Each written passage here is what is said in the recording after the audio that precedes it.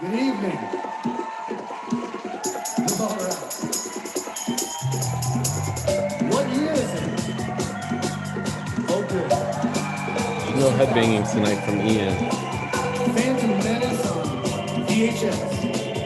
Jar Jar Binks, y'all. Phone simulation, phone simulation, phone simulation. 2000. Yeah, yeah, yeah. Sing it with me. Let me hear you. Phone simulation, phone simulation, phone simulation. 2000. All right, all right. Not bad. Give it up for your host, Mark Hornback, the well-hung daddy. Well, all right. There we go. Hey guys, welcome to Fun Simulation 2000. This is the post summer camp, but I'm not leaving camp. I'm not leaving the summer camp. They'll have to drag me out of here, even if all the kids packed up. We're still doing it. I'm working remotely for Rainforest Cafe. They said it's fine for me to stay here until they put me in corporate housing in the rainforest. That's where they're going to put me. This is going to be fun. I'm really excited for this list. I'm really excited for everybody here. There's a lot of people that are returning, a lot of locals, a lot of people across the country. This is going to be really fun. Hopefully my voice holds up. I'm hosting solo tonight. That's a not new. I hosted solo a few times, so we'll be used to it. My computer will probably die because of that, though. I guarantee my computer will die and I will leave. So if that happens, just run the room. You guys know how to do it. You've all done comedy. I think someone's messaging me and it's going to be their first time doing comedy. I'll probably bump them into the list because once again, my email went to their spam folder. So be nice to the person doing their first time of comedy, and everybody try to get them to quit afterwards too, though. Like, be nice. try to discourage it. This is not the most rewarding thing you could do emotionally or financially, but it's rewarding in other ways sometimes, I guess. I don't know. No, this would be good. Guys, this week, there's a lot of crazy, I think forest fires, that's kind of like the new 2020 thing. That sucks. So go ahead and make jokes at your own discretion about it. I mean, go ahead. People know people whose houses have burned down. I would like to say that 9/11 was this week, so I'm expecting to hear some of those jokes. The good news is next year is the 20th anniversary of 9/11, which means that then all jokes are on the table. You can just make any jokes about you want without any repercussions. 20 years, that time limit for a disaster to be able to make fun of it. That's usually because teenagers weren't born then. They don't remember it. So that's where the jokes comes from. How we can do this? I'm gonna message you privately. I think we'll do 4-minute sets. We'll do 4-minute sets. If you ask how much time you have left, you automatically have 1 minute remaining. That's a rule of a house rule. Just don't waste time around here. We don't waste time. This is going to be a very tight ship tonight, I promise. Stick around for the fastest minute comedy at the end of all of this. It's going to be really fun. We do a speed round. I think almost everyone has been here for that. So stay till the end, and whoever's remaining, I go through the list one more time. That's always people call it a redemption round. Nobody's ever redeemed themselves in it, though. Too bad. You're gonna do worse. You might possibly do worse unless you threw out your notebook and bought a new notebook and then started writing new jokes before the fastest minute. Then you're okay. Then you might be okay, but you just got to start over is my suggestion. So let's get this kicked off. We're gonna start with our first comedian. I'm looking for him right now. I'm really excited to present local Chicago and Trevor Guthrie. Woohoo! Hey, all right. So Halloween is coming up, and Halloween is one of my favorite holidays. Mostly because it's the one day a year where people essentially dress up like me. Yeah, which is pretty great. Weird thing is, though, I can't do the same thing, right? Because if I were to dress up as Bob the accountant, people would just go, "Oh, look, Trevor finally got his shit together." And I don't look like anyone famous, but I've had famous people's careers shouted at me. One time this guy yelled, "Hey, Pirates of the Caribbean." Yeah. I want to come on your face, which I thought was bleak, right? Because here's the thing, the guy that yelled this, he was a big guy. He could have made that shit happen if he wanted to. Yeah. This body was not made for fighting. It was made for heroin. One thing, too, I love about Halloween coming up is that they have all the horror movies on. And I love watching haunted house movies, right? Because they're all basically the same. They're all supposed to be based on a true story. And it's always the same story. It's about this family that moves into their new house. A bunch of weird stuff starts to happen. They get a paranormal investigator to come over. And the paranormal investigator goes, hey, your house has a demonic presence. You're going to need to take your family and leave. And it's always the dad, and he's usually a stepdad, says the same thing every time. He goes, but we just bought this house. Right? It's all we could afford. Which makes me glad that I rent. Right? Because that demon house is the only house that I could afford. Right? And what's happened to you if you rent? Like, I'm at my apartment, a bunch of weird stuff starts to happen. I get a paranormal investigator over, like, Trevor, your apartment has a demonic presence. What are you going to do? Like, well, first I'm going to break the lease. Yeah, grab my cat and get the fuck out of here. Problem solved. There's one show that people have recommended to me that don't know me very well, and it's the show Ghost Adventures. And for anyone here that hasn't seen it, it's the show where a Joe Rogan wannabe bro tries to pick fights with ghosts. For 45 minutes every week.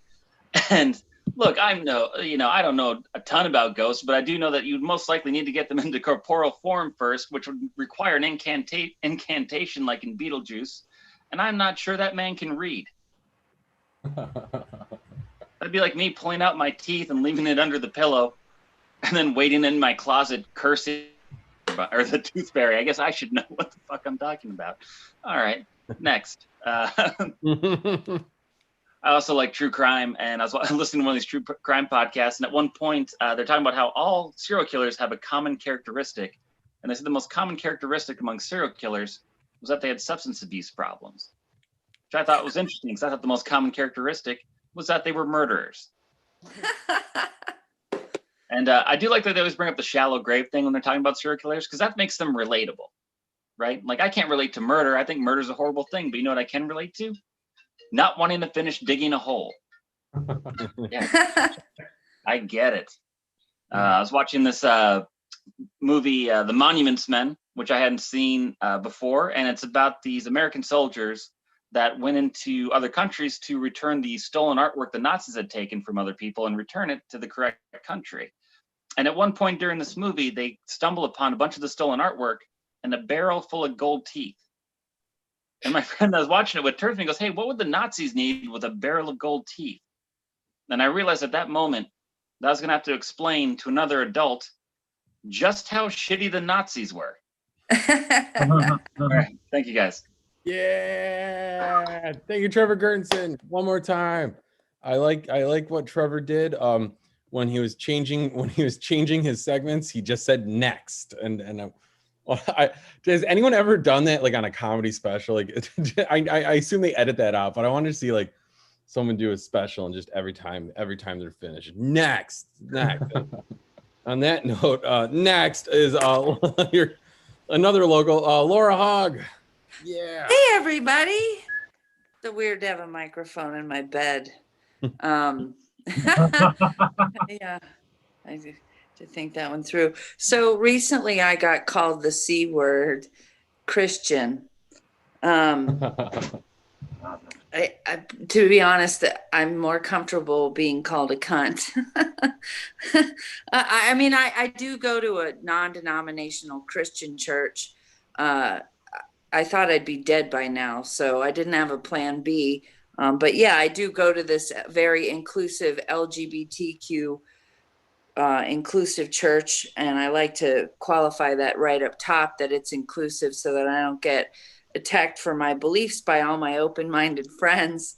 So, but I mean, nobody was more disappointed in me that I wasn't dead yet, and I had to develop some sort of interior life.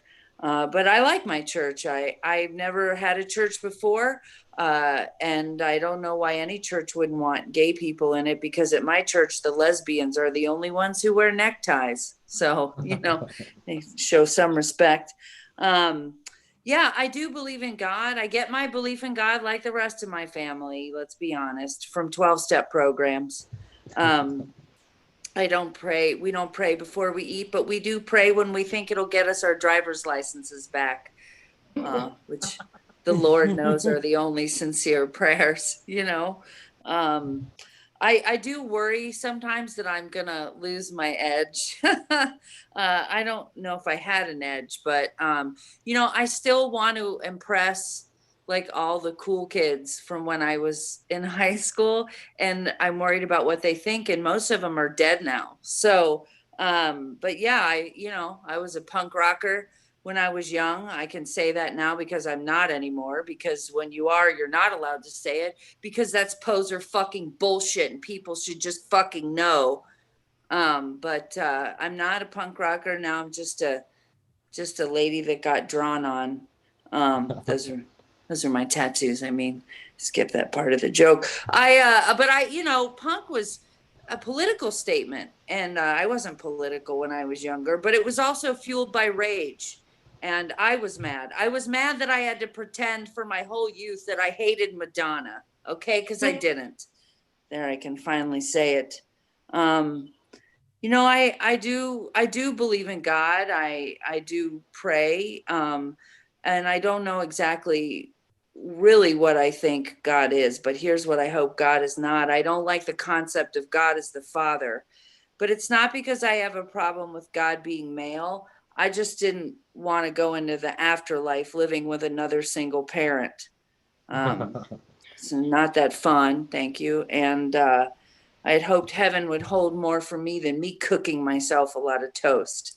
So, as far as Christians go, though, I see why, they get a bad rap. And I just want to assure everybody that I'm the good kind of Christian.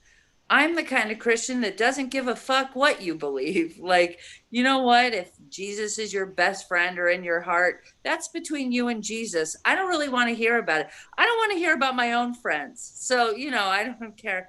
So, all right, I'm working this out, as you can tell. But anyway, you guys are great. I don't know why I felt like I needed to assure you, because I think I'm the one that needs it. All right, that's all I have. Thanks. Yeah, Laura Hogg. Thank you, Laura Hogg. People are clapping, but they're on mute. I assure you, people are clapping. Oh man, guys, I'm making a prediction right now for how we're gonna solve these wildfires.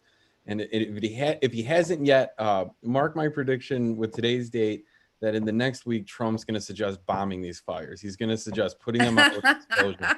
And it might work. And that's what I'm afraid of, is he'll be right. Like, that's actually a possible thing.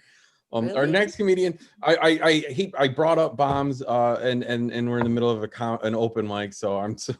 I just think everybody. Our next comedian is not going to be dropping bombs unless they're laugh bombs. Please welcome Katie Zane. Thanks so much, Mark. Yeah, so these are really fucking weird times we're living in. Like, I never thought that I was going to be rolling my eyes at a Save the Children t-shirt. Didn't know that I would have weird feelings about that. It's like the American flag means racist, right? Like, I didn't know that was going to be a thing. So yesterday, I recently went for a physical and I found out that I have better than perfect vision. And I was boasting about it on my Facebook because I have a Judas of a body. I've got 11 diseases and it's like the only thing I have going for me. And so I was really excited and I wanted to tell everybody about it. But today I woke up with an eye infection. So God might be real. I might be able to, give Laura that God's a thing, because it felt like God came down last night and punched me in the eye and woke up nice and swollen. I feel like the best part of the pandemic for me is no one's asking me if I'm pregnant anymore. It rules. Like, it's the best. Because even if someone thought I was pregnant right now, they're not going to say shit. They're not going to get close enough to me to ask me any questions. It's awesome. I am an aging punk rocker, but really all that really means is I spend an inordinate amount of time keeping my piercings open. And the thing is, it was an investment, maybe not the best life investment, probably should have gotten a 401k, but here we are, those $200, I'm going to hold on to them forever. And I realized when I was writing that part of that joke that I have like a used car worth of tattoos on my body. You know, like another very solid investment. You guys all know right now that I have no savings in my bank account. I have no money at all. I'm actually in deep poverty. I realized the other day when I was in a waiting room, I saw this other couple that I don't trust rich people who are dressed casually. You know, like, what are you hiding in those joggers? You have $1 million. What makes me the most mad is when someone is dressed like not well, but it's Prada. Like, you can hire a stylist. There's a reason why all of us look a mess, but you have money to look better. Like, seriously. So during these times, a lot of people are isolated. They're by themselves. They're getting lonely, and they're maybe sending some DMs when they maybe wouldn't have normally. Slipping into some Zoom DMs, slipping into those Facebook DMs. And I am here to give you guys a tool, some kryptonite for those people that you may not want to be talking to. Just ask them how dental dams work. Because I guarantee they probably don't know, and they'll think you're weird, and then they'll walk away from the conversation.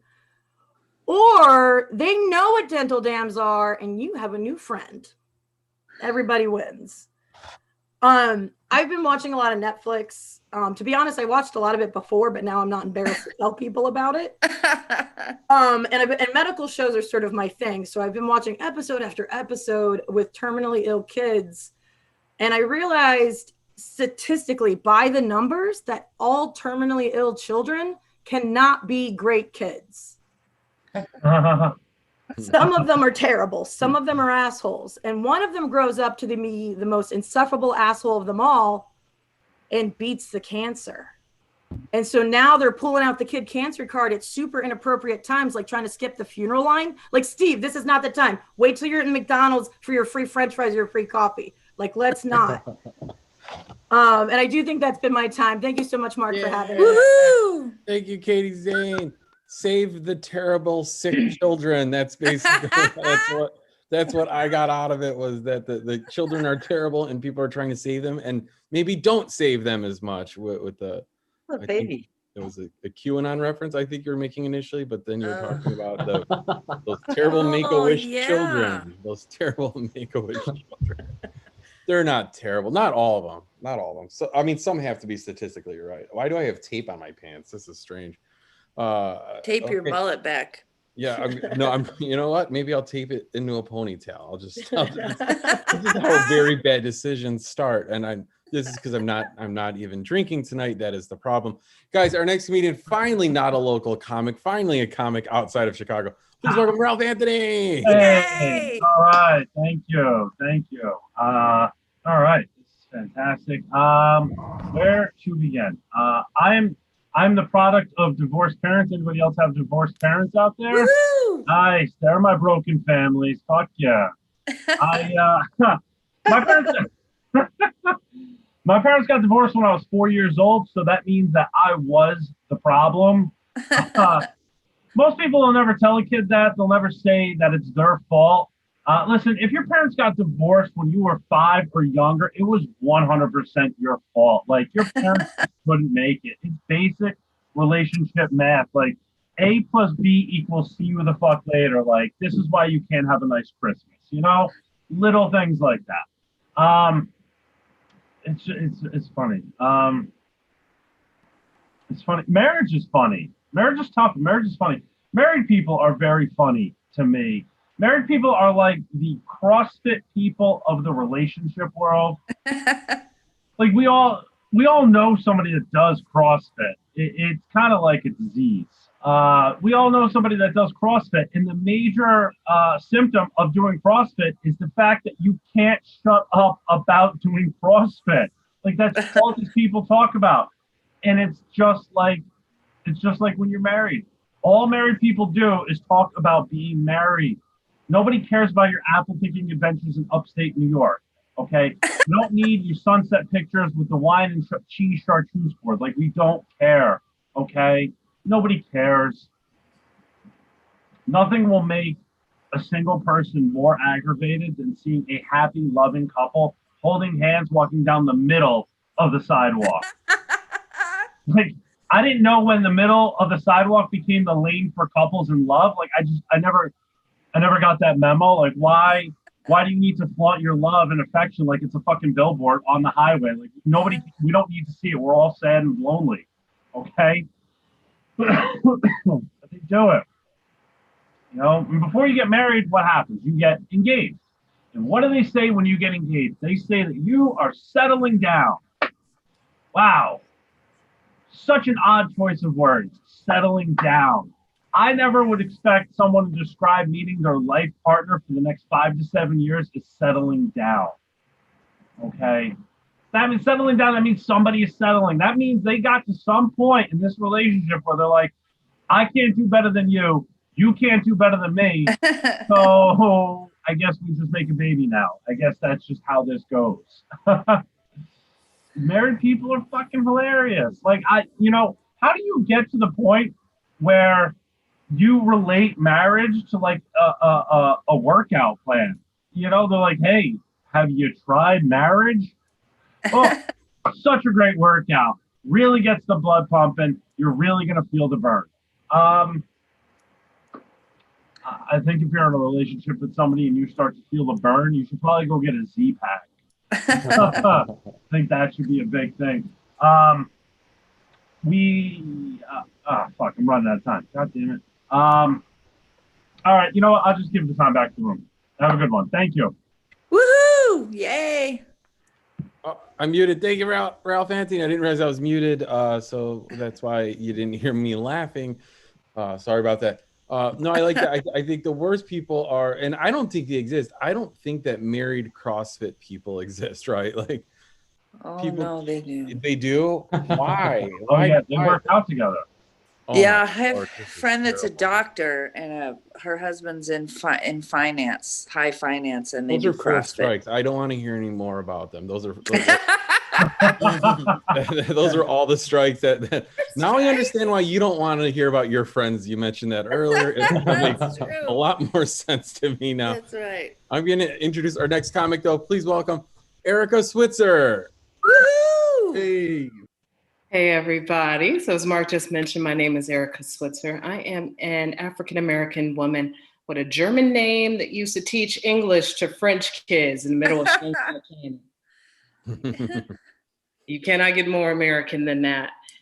And you're probably asking, what's a Black woman from Chicago doing in China? Well, getting in good with our future overlords. I used to teach my kids the classics like Macbeth, but with Kanye West as Macbeth. Kim Kardashian as Lady Macbeth, you know, the original clout chaser. I do believe it was Shakespeare who wrote, "Avast, she be a gold digger." And the lady doth protest a broke nigga. See? Teach my kids those classics. I was a 38-year-old Black woman in the middle of Shanghai, China, looking for love. No. Now, see, in China, in Chinese culture, if you're a woman in your late 20s, early 30s, and you're still not married, you're considered a leftover woman. I am reheated. You guys are talking about divorce. My ex-husband used to give me side hugs. That tells you everything you need to know. All right. Worst 5 years of my life. Matter of fact, if you take a graph of my love life, ex-husband's white, ex-boyfriend Black, current boyfriend white, graph of my love life looks like a chessboard. But I'm the queen. Because I'm always checking my mates, you know? The guy I'm seeing now, we met a year ago, and he's amazing. He's short, he's skinny, he's got long blonde hair. When he turns around, he looks like a hot Ukrainian chick. Hot is still hot, right? He's a beautiful boy and I'm a handsome girl, so it works out. I know at this point I look like Viola Davis in The Help standing next to Vince Gill from Motley Crue. It's beautiful. So adorable.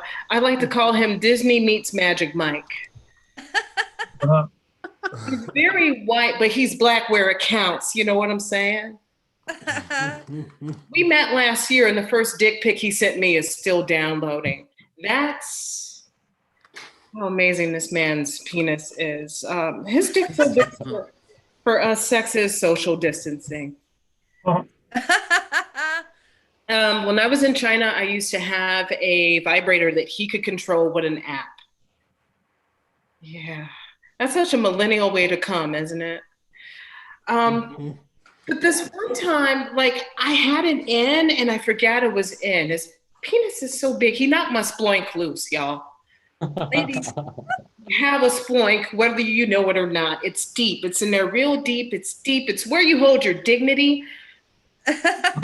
Mine loose. And I was trying to go through O'Hare Airport on the way back to Shanghai with the vibrator in me. I forgot about it, right? So here I am trying to go up to security twice. Security guy stops me twice. He says, ma'am, I can't let you go on the plane like this. I said, why? He says, there's something blinking in this area. I said, that's okay. I know my pussy the bomb. That's one of those jokes that only did so in China. I'm so glad to be home. I do have to say that when Corona was first popping off, I did leave and came back home on Valentine's Day. And I did an open mic in Chicago. And he's a stoner. I'm a stoner. We left the mic and went to Popeyes for a 10-piece. We're in the drive-thru getting a 10-piece. And my boyfriend has this real crazy accent. 10-piece tenders, 1 barbecue sauce. He looks over at the clerk and says, hey man, I'm the kind of guy that likes to place my value on how much sauce I get. Do I look like a 1 sauce guy to you? Needs a little work. I'm gonna work on it. You guys have been fantastic. Yay! Yeah, thank you, Erika Switzer. Thank you. That was pretty awesome. Sorry, I don't have any buttons or anything to add. Usually I do that for people, but I have no rips. That was just really funny. Our next comedian I'm looking for, please welcome to the stage, virtual stage, I guess the spotlight video is what I should say. Please enter the spotlight video, Gary Hughes. Sure, thanks, man. I was in one of those weird ass conversations with my homie and his friends. It was 5 of us. It was Susie, Lindsay, Janet, my homie Teo, and me. And somehow they started talking about semen. I don't know how. They were smoking. I don't smoke. They were smoking. And then they started talking about guys should taste their semen if they want women to taste it. And I was like, then I jumped in the conversation. Like, I don't think that's true. I don't think we should be doing any of that. And then my homie, he's such an artist and so weird. He was like, if I had like a little semen on my shoulder, I'll give it a lick. And I was like, why do I hang out with this nigga, boy? I shouldn't be hanging out with you. Because they were doing like those backwards analogies, like, well, when you cook for somebody, don't you taste the food before you give it to them? It's like, not semen. I don't taste the semen, though. Anyway, it was a weird conversation. It was a very awkward conversation. And I was just on the end, just by myself with that. Have you ever had someone that's trying to be very thoughtful and careful with their words, but they end up hurting your feelings anyway? I had an ex, and while we were together, she liked another guy, and I addressed it. And I was like, why you like this guy, but you with me? What's up with that? And she was like, look, I like him, but Gary, I love you. And I was like, all I hear is L words, and I don't like nor love it. Like, why are you doing this? And fast forward, she broke up with me, right? She broke up with me. She had sex with that guy, right? The little loophole to cheating. And then she caught chlamydia, and she told me to get tested, right? And I was negative for chlamydia and gonorrhea. Cool. That was like 10 years ago. Fast forward like 3 weeks ago, I do some general testing. Turns out I'm positive with chlamydia. Cool. Full circle life. I like it. I tell my homie, and he was like, yo, you know what? He gave me some perspective. He's like, man, it's like quarantine, everybody on a dry spell, and you out here catching shit. I was like, yeah, I'm tripping. And he was also like, yo, you know what? Blame it on 2020, bro. Blame it on 2020. 2020 is a terrible year. And I wanted to, but you can't call nobody and be like, boy, you won't believe what 2020 did to me. And it may have done it to you. You might want to get tested. It's out here catching all of us slipping. We all slipping. He also wanted me to do it with, he was talking about like call people back with, he was more like on the investigative side of it. He's like, do you want to find out who gave it to you? I was like, no, I just want this to end with me. Let's stop this now. And they tell you to tell the person, like people you've had sex with 3 months prior to the results. So I had to tell like 3 different people, right? I had to tell the girl I was currently dating. And my homie told me, he said, remember, blame. So you got to call people like, he's like, you got to be like this. Yo, you got something you want to tell me? Do you got something you want to tell me? No? I got something I want to tell you. You better sit down right now. But so I had to tell the girl, and my friend was like, try after dinner. People think better on a full stomach. I was like, yeah, on a full stomach.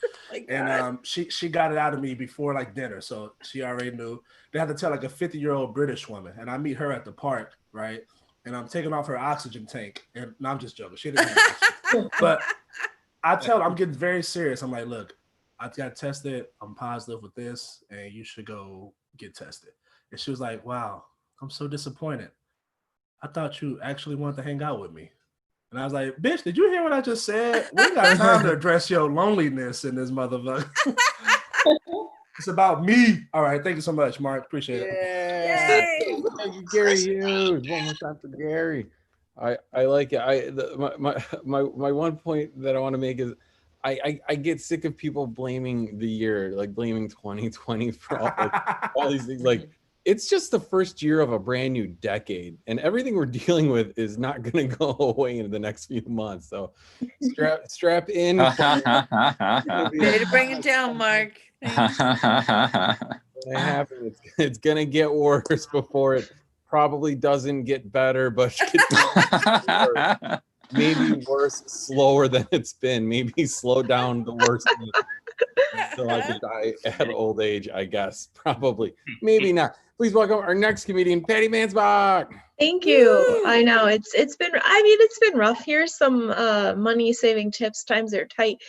You can get masks for free in the parking lot. They're just on the ground. You just pick them up. There you go. You're welcome, everybody. I don't know. Let's see. Since I'm like super awkward and I wear glasses, a lot of people think I'm like really nerdy. Yeah, they'll come up to me and they'll just like ask me about Game of Thrones, and I have to say, "Oh, I'm sorry, I don't watch that space stuff. That's not for me."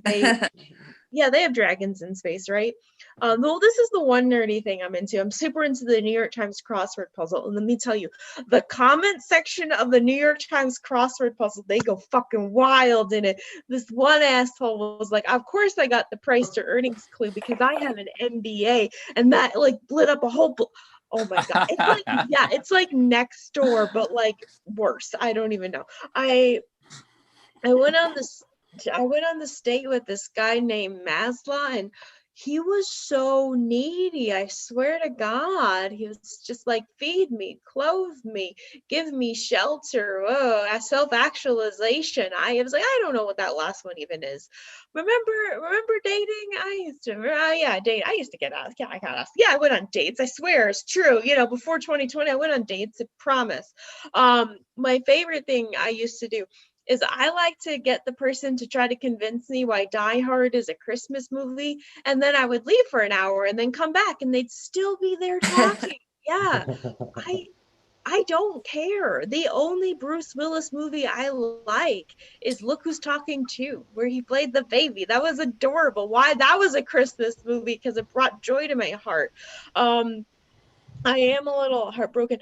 Yeah, last night this guy I really like, he said he's not that into me. I know, I'm so sad. But this is he broke up with me over a series of memes. He just sent me a bunch of memes, and that's how I figured it out. What the fuck is that? Oh, I'm sad. I don't know. I don't know why I'm still holding out for Jill Biden. She's so freaking hot, man. She has like a couple kids too, and she's like 68, and she keeps it tight. How are you doing? And she was a college professor, so she makes Joe call her Dr. Biden. She like is insisting on that. Dr. Jill, if Joe is lucky.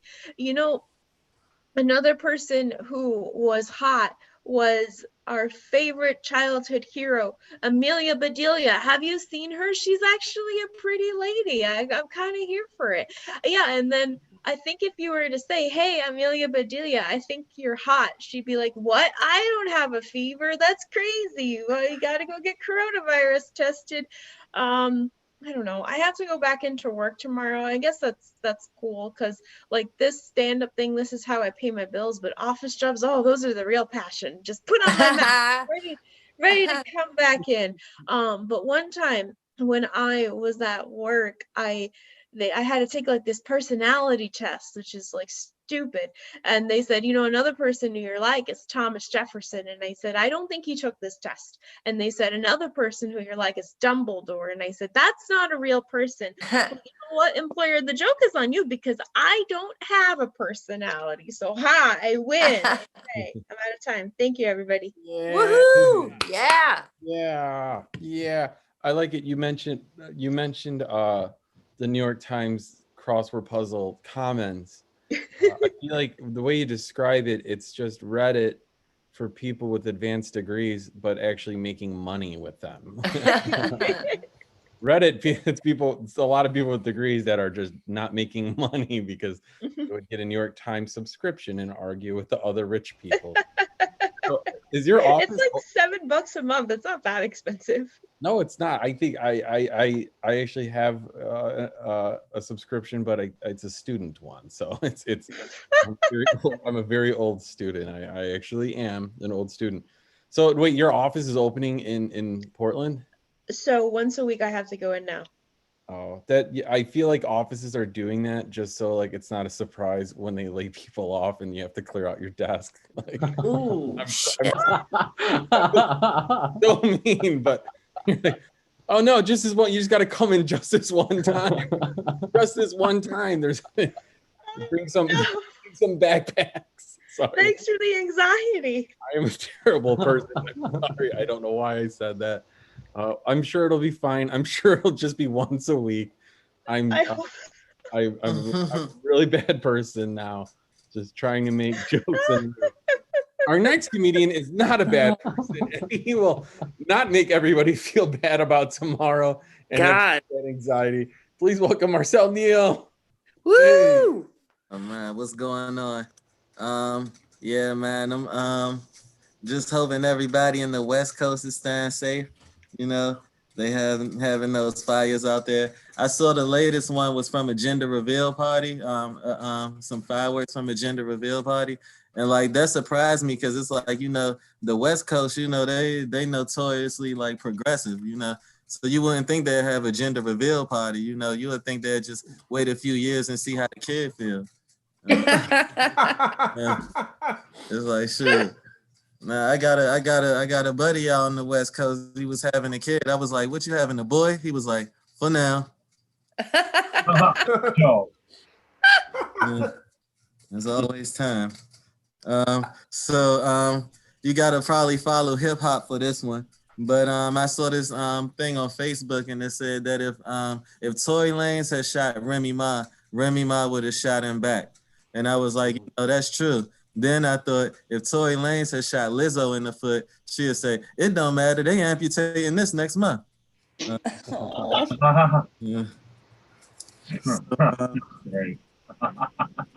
don't know. So like, I don't know. You ever meet somebody and they try to give you like their woke title? You know what I mean? And it's like the longer the title it is, like the woker they are. They're like, you're like, I'm a cisgender, pansexual, libertarian, vegetarian, fuck the librarian. It's like, man, what is your name? Like, you can't even ask nobody their name at the bottom. You ever had like your vegan friends, like they try and give you they try and do like the Impossible Whopper challenge on you. You know what I mean? Like, I feel like that's fucked up. Like, look, you can hack into my bank account. Like, you can sleep with my wife. But if you give me cauliflower and tell me it's chicken, that's the ultimate betrayal. Like, I can't do that. What else, man? Like, yeah, I've been noticing on the on social media on these articles they labeling the reading now. You know, I don't know if y'all seen it on top of the articles. It'll say 3-minute read, 5-minute read. It's like, how short is our attention span? The news trying to bribe us with less reading. I think like in a few years on top of the article, it's gonna say, come on, y'all, it's just pictures. You can spare a 20-second gaze. I think what else? Oh no, we got the election coming up. Like, I don't mind voting, you know what I mean? I just feel like I hate how everything is like politicized. Like, no matter what you do, it puts you somewhere on the political spectrum, like anywhere, you know what I mean? It's like if you drive a hybrid, you liberal. If you got an assault rifle, you conservative, you know what I mean? It's like, you know, like it don't work like that for me. Like, I'm not pro-choice because like I'm super liberal or like some kind of male feminist. You know, I'm just pro-choice because I'm anti-child support. I'm pro keeping my damn money more than anything, you know.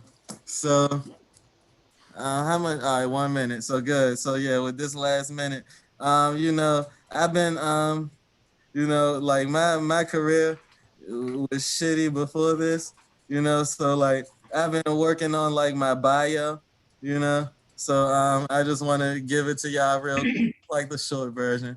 So here it goes. It's when Marcel Neal isn't panhandling for cigarettes and loose change, he can be found at all of DC's local comedy clubs, begging the owners to let him in.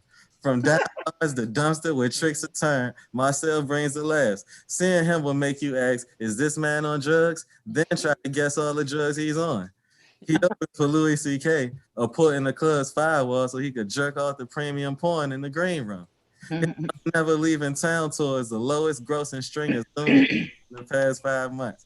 One critic said his act is disgusting to watch, and that critic directed 2 girls in 1 cup. See what all the hype is about, because if you're in the DC area, Marcel is going to be in your town indefinitely. Yeah.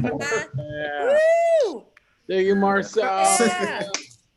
Yeah, I didn't know if you were done, but that was time to it. I mean, yeah, cool. It was it. Oh man, good set. That was great stuff. That was really good. Like I could introduce you with that promo next time if you want. Thank you. I'll send it to you. It won't cut into your time. I'll just read it. Exactly. No, you really should use that promo. That's great. Our next comedian needs no promo. I don't know. Maybe she has one. You guys send me your promos. I'll read them. I don't give a shit. Our next comedian, please welcome Ying Vigil. Woo! Hello. Yeah, happy to be back here again. Yeah, my name is Ying Vigilant or Ying Vigil Long, you know, or you can just say Ying Vagina. It's short for Vigilant. Yeah. So today I saw my the Facebook Messenger book. Finally, one of the my friend, but at the same time, she's a Trump fan. So for months she had been anti-mask. But today she's telling everybody to wear a mask, you know, and specifically N95. I'm saying, what's going on? So I read the group message. So, okay, got it. It's the smoke. We're in the seat of smoke here in Washington State. You know, it's like, wow, you know, the Trump fans just always surprise me. I guess they're thinking the smoke is more deadly than the coronavirus. You know, well, what do you think, guys? And then they're so scientifically about it. I'm saying, N95, you know what I'm saying? I don't know. I think if I have to pick on a clear day, but a corona's around, or on a smoky day like here, we have 3 days, you know, which one you think I'll wear my mask? Definitely a clear day with all the coronas around. You know what I'm saying? So just the local news here. Our 3 states, some smoke here, you know, 3 days, there's a fire somewhere around north. But I account my blessings because California was surrounded by a sea of fire. So we're doing better than them. All right. Yeah. If we have to evacuate, you know, on the cut your losses, you know, trip, I don't think I'll bring anything, maybe my phone and this laptop so I can do Zoom mic. That's all I care. No clothes, no food, no album. Like people like to take their family album pictures. Who cares about baby pictures? Fuck that. I'm on vacation right now, so there's no work schedule. And with the quarantine, I really lost track of my time. And the Zoom mic is my new clock. I don't get up or go shower, until 1 hour before my first Zoom mic of the day. Yeah, that's how I live my life right now. And there's so many days last week, I don't remember. I had a lunch or dinner. I just don't remember. I couldn't remember what food that I ate. I just want to go to bed. I don't care. But if I miss one Zoom mic, I kind of feel like, I'm gonna kill myself. Guys, that's how serious I am. Mark earlier talked about 9/11. This year we just passed 9/11. I didn't even feel like 9/11 coming until on that day. Actually, I saw Donald Trump was giving a speech about 9/11. Like, holy shit, 9/11. And he liked the big numbers. The fabulous, beautiful, numbers. Like I was waiting for 190,000 corona deaths. He didn't say that the 3,000 beautiful souls, Paris. Hey, 2020 with Corona year. Why is 3,000 matters?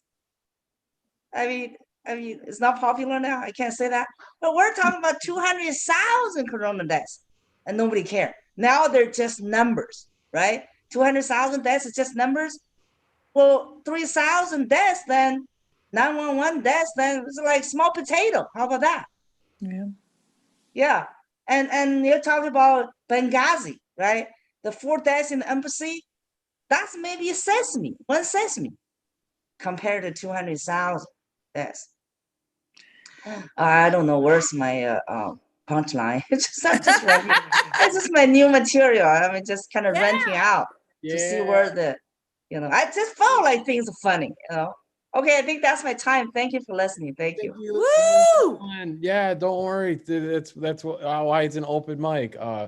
The punchlines come for the book shows, right? That's what Hopefully. Hopefully. I mean, I've seen people work new material, totally unworked material on book shows, and that's always goes so wonderful. So wonderful. You can only it works if you're really famous and people will still laugh at trash. That's what happens. I'm not saying that was trash. I'm just saying people will laugh at you working out jokes about punchlines. I've seen it many times. I'll stop talking about the theory of comedy right now. Our next meeting coming down, Calamarullo. Woo! Another haircut. Another haircut. Yeah, from me or from people on this mic in general? Because I've only had one haircut recently, so I'm not. Yeah, from me. Mic, yeah.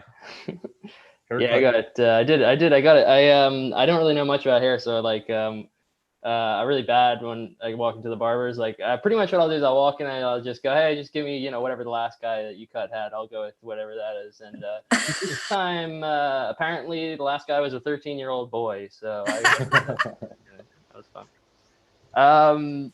You guys like Banksy? I really like the street artist Banksy, and I like as well how there is a distinction between like street art and graffiti, right? Because like if Banksy puts something on a wall, then like the property value goes up and everything. And but if I were to like go out with a spray can and try and do something, it's like an arrestable offense. And it's really the only art form I can think of where if you're bad at it, it's illegal. Like any other art form like that? I can't think of one. Like you're just cops pull up on a guy. They're like, well, it says "fuck the police" on the wall, but that's a really well painted pig he does there. So I don't know if we can handcuff him for that. All right. I don't know if this is like my area or a general thing or whatever, but like everyone here is like, it's like a new trend to like dress up your dog in like people's clothing. You see that around? I see that all the time, and it's like you do realize that the dog does not know that it's naked, right? You're not solving anything there. Like, and even if it did know that it was naked, they seem perfectly fine with that. They don't seem like they're very bothered with that at all. But I don't know.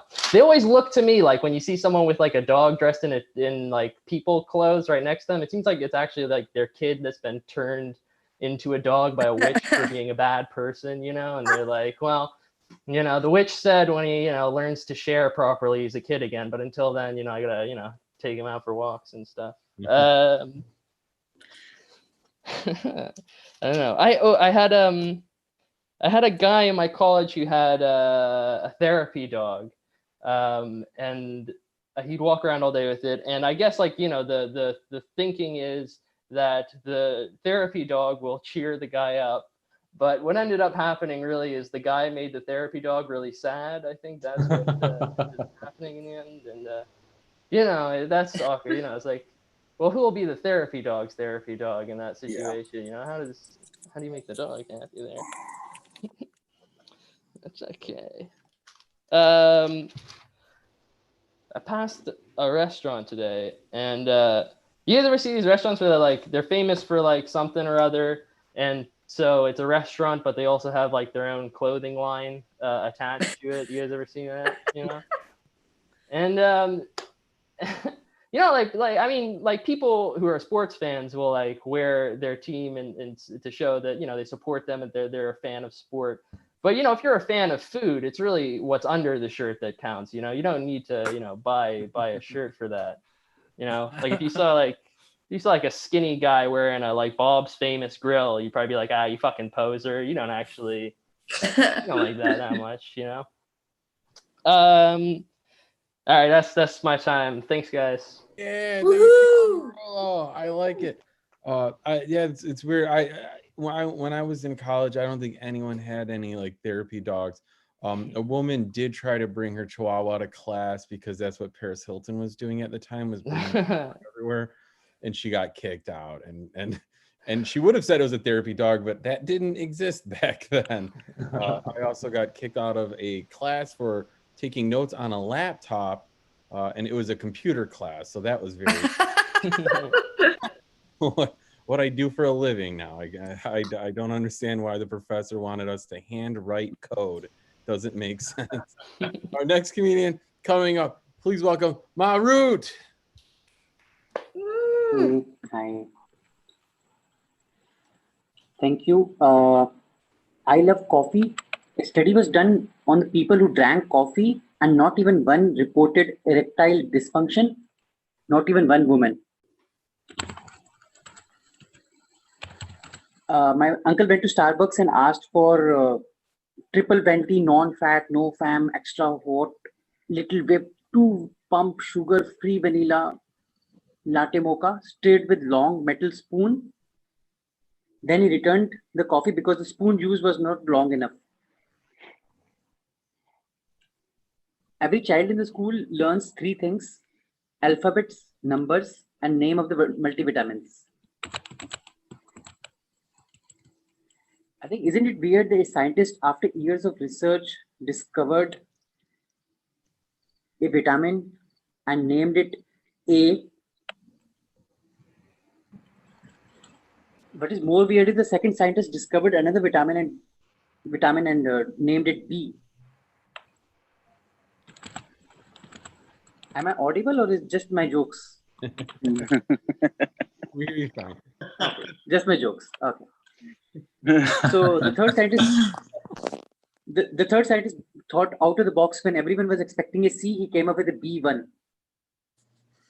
And the next scientist who discovered next vitamin was, after vitamin C, must be a woman, because she clearly wanted a D. It's a scientific fact that you can suck your thumb to get vitamin B, but which makes me think, to get other vitamins, what do I have to suck?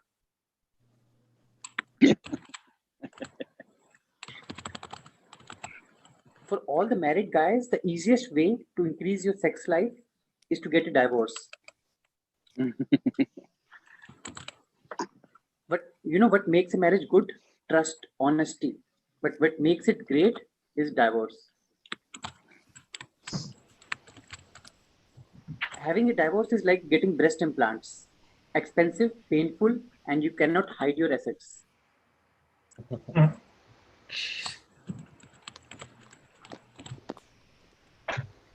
When I was a kid, I was a spoiled brat. My dad used to beat me up a lot. My dad didn't stop there and invited all the neighborhood dads. So I was the practice kid of the neighborhood. I got so popular that there would be a long queue of dudes outside my home, waiting to beat me up. Some of them didn't even have kids.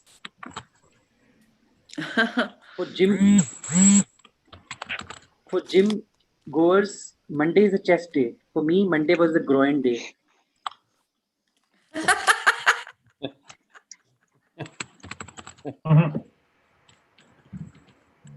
Some dude went a bit overboard. He would give me a chocolate. I know this was just his little dirty Twix.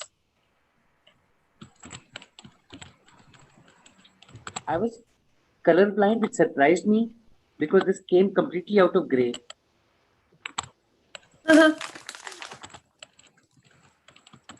I had a friend at school who had no arms. It was amazing what he could do with his feet, like playing football.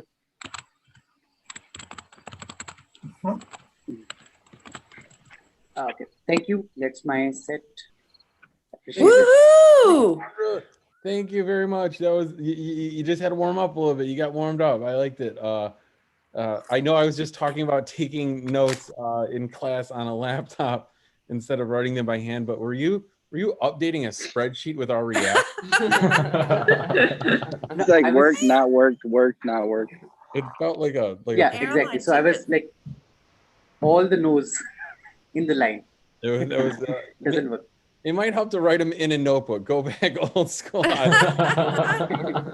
typing was, I'm just giving honest advice. It was a little distracting because I felt like you were I liked it. a different. It was Got multiple like he worked for jobs. Southwest Airlines or something. I thought it was like, yeah, let me just do a quick set while emailing my mom. It was awesome. No, it's good, man. Yeah, keep it up. It was just, I didn't know what was going on. It's pretty awesome. I thought it was part of the bit. He's just, Yeah, I didn't know. Just I had to to ask. He was ordering shoes. You guys should see what I'm He's doing. playing video games for sure. I mean, what I do during your sets. Yeah, I don't know. I don't even know. I'm reading that hockey fan fiction book is what I'm doing. No, guys. We're going to keep this rolling, guys. We got the fastest minute coming up at the end. Stick around to the end. You do a speed round minute.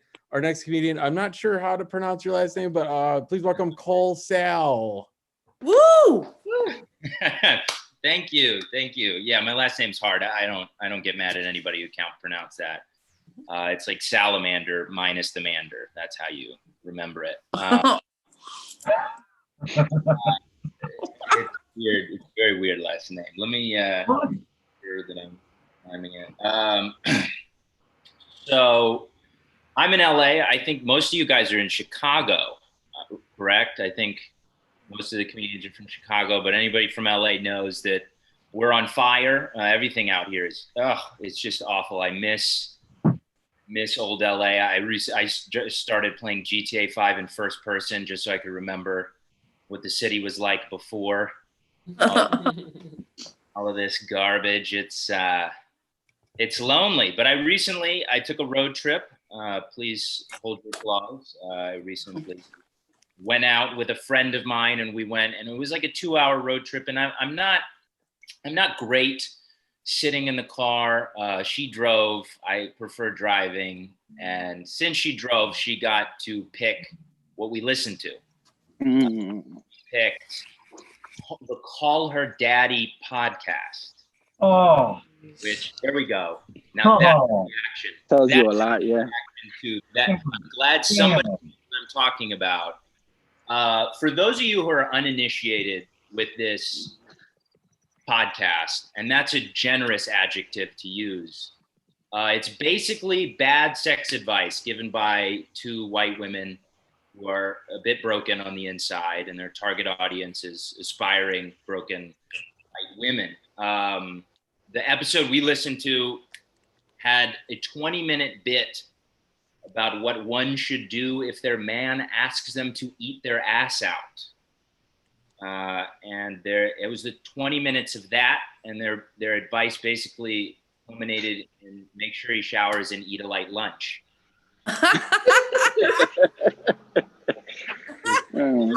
It was uplifting content, as all Barstool Sports content is. It's high-minded and uplifting. I don't know what I was really expecting when I heard the title, Call Her Daddy. I personally don't even like when people call me daddy, when girls call me daddy, and that's an unpopular opinion. But to me, I don't want a parental label yelled at me during the thing that could make me a parent, during that activity. It's a bit of a turnoff. That's like yelling overdose right after you've taken Xanax. That's heroin needle into your arm. Like, what? Why did you? What? What are you talking about? You loaded this. It just makes you nervous. And for me, it's a turnoff. And you know, if you have to give me a title during sex, Admiral would work. I would. Admiral, that doesn't float your boat, no pun intended. General would be fine. If you're not into military, I would go with Judge. Judge? Oh, that's... Oh. Are you kidding me? Unlimited term limits? I'm set.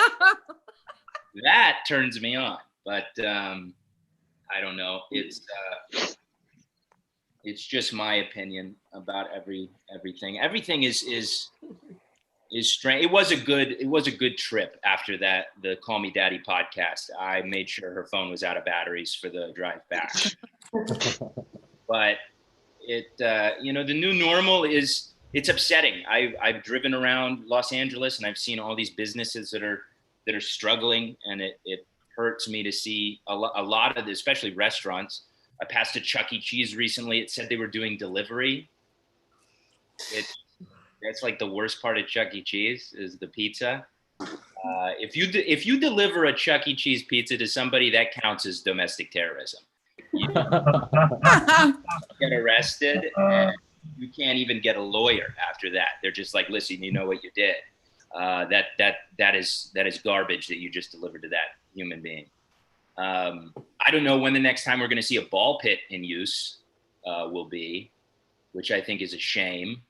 Because I remember when I used to see a ball pit and play in it when I was, 21, 22.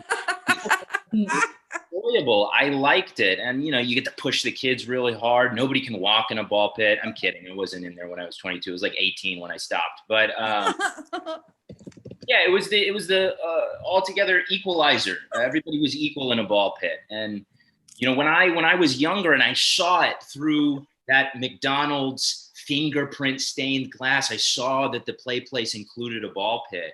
The wave of joy it was like finding a rent controlled apartment. It was the equivalent of that. And like that, a rent controlled apartment, they're disgusting. Nobody's ever going to clean those balls. That's one of Newton's 3 laws, I believe. It's included. So anyway, that's my time. Thank you guys so much. Yeah, oh, Sala, that was awesome. I actually, it's so funny because just on the news today, and I don't watch the news. Usually I can't make it through a few minutes, but I like seeing the local stories. And they went to a trampoline park in the Chicago suburbs.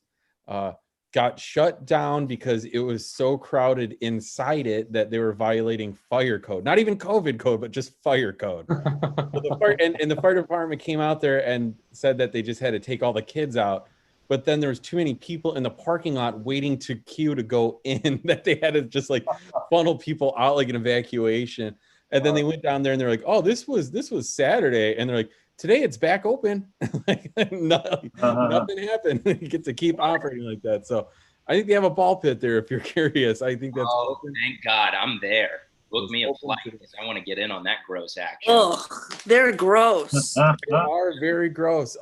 They didn't even close for like cleaning. That place is so fun. Our next comedian, He's always clean. He's the cleanest comic I know. Please welcome Noah Saunders. So not true. That's an inaccurate intro. Thanks, Mark.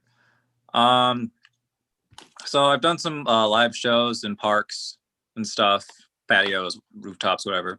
And then I did, but there's like the two camps, right? People that do Zoom mics, and then people who like demonstratively will talk shit on doing Zoom mics. And I feel like a lot of these people aren't good enough to be this pretentious about where they perform stand-up. You know, like you can only do your bit about how your cat has AIDS in a theater in the round. You can't fucking do it into a MacBook Air. Calm down. Calm down. It's gonna be fine. So I'm just mining my past for a bit today. I used to work at a restaurant in DC, Pizzeria Uno's in Union. It's like a TGI Friday sold deep dish pizza, Chicago, Mike. I don't know. And then there was a girl there who went to school at Gallaudet University, which, if you don't know, it's the premier deaf school university in the United States for deaf students. But she could hear. She was just really into deaf studies. And so she went there to learn, become uber fluent in sign language. And she made a friend there, and they'd always sign to each other in passing and stuff. And then, but not like a good friend, but, nice acquaintance. And then this other girl came to the restaurant, and it turns out that she was like her, and they had been signing to each other for like 2 solid months, as if the other one was like the deaf person, which is like the trippiest day of my life, just seeing them have this like realization, like, oh my God, you can hear? I don't know. It was like warmed my heart. I don't know. That same restaurant, we had this work party one time at this restaurant. I was like I was like the guy who is like, keeps his head down, works hard. I was funny, but I was like a quiet guy, right? We had a work party at my house, like 5 of my closest friends, some of which I go all the way back to like elementary school. I wound up at DC, long story.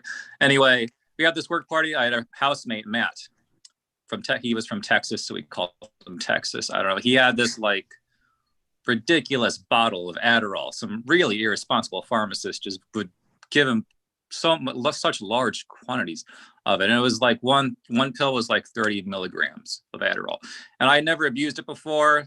Don't do drugs, don't abuse prescription drugs. But like he gave me he gave me one. He told me to take half. I'd seen him fuck with it before. And of course, my life has been plagued with these like go big or go home moments. I took the whole thing, was doing shots. I blacked out like the entire night. And then at one point I proposed to like my coworker. I got down on one knee, and then we kissed on the lips in front of everyone. It was amazing. And then, but like, I don't remember anything. And we're still technically engaged. So we never called it off. So I have a fiance somewhere in DC, Dominique Lowry. Where are you? I should find you. And then I made out with like my work crush, and like aggressively, and like the party was like winding down, but like there were people in the kitchen. I like dirty talk. This was fucking insane. And then like we ended up dating for a whole year after that. So, this is actually not a very anti-drug story, but still, this could lead you down a dark road. But anyway, that's my time. That's all I'm going to do. Thanks, Mark. Yeah. Hey, Noah Saunders. I told you, cleanest comedian, just a little bit of drug usage. That's all. They were drugs that were made by a company somewhere. So, that's fine. That's good.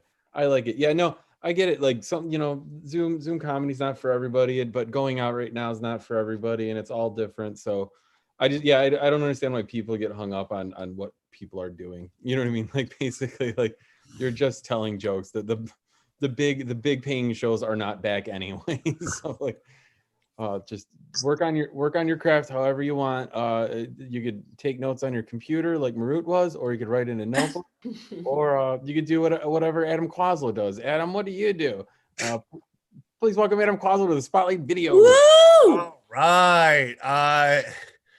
Guys, remember when this all first started and we found out that the virus came from China and everyone used that as an excuse to get super racist? Like, people stopped eating at Chinese restaurants because they heard the virus was from China. Let me let you in on a little secret. Nothing you have ever ordered from a Chinese restaurant was Chinese. Okay? These leeks are from Indiana and crab rangoon is from San Francisco. Eat up. It's fine. I'm just saying, if anything we ordered was authentic, we'd be able to agree on the name of that fucking general. Okay? Quarantine's been going, like, this shit's been going on too long. Like, you ever play that game where you turn on a movie and put a fake mustache on the screen and see when it matches up? Like, I was this close to doing the same thing with a pocket pussy and some Rihanna videos. Like, it's been a while. I saw two people kiss without moving their masks. This is the future Christians want. This is Yeah. Praise the Lord. Yeah, praise the Lord. Are people still using the Bible to justify hating gay people? Is that still a thing that happens? Oh, yes. The Bible says it's a sin. The Bible says the same thing about wearing clothing made of two different fabrics. Your shirt's a fucking sin, okay? No, but the Bible, no one gives a fuck what's in the Bible. I'll prove it. Every woman in this Zoom chat, after your last period, did you wait a week and then bring your priest 2 birds? That's in there. And if you haven't done it yet, you are unclean, okay? Like, that's how I know no one gives a fuck what's in the Bible. I have seen a lot of churches in my life. Not one of them fuckers had a bird sanctuary, all right? And look, man, we're supposed to do the same thing every time we ejaculate. I owe my rabbi a few million cum doves. This is... Where am I going to get them? Laura, I don't know what the Bible says about mixing prints, but it does say things about mixing animal breeds. So a Labradoodle is a sin puppy.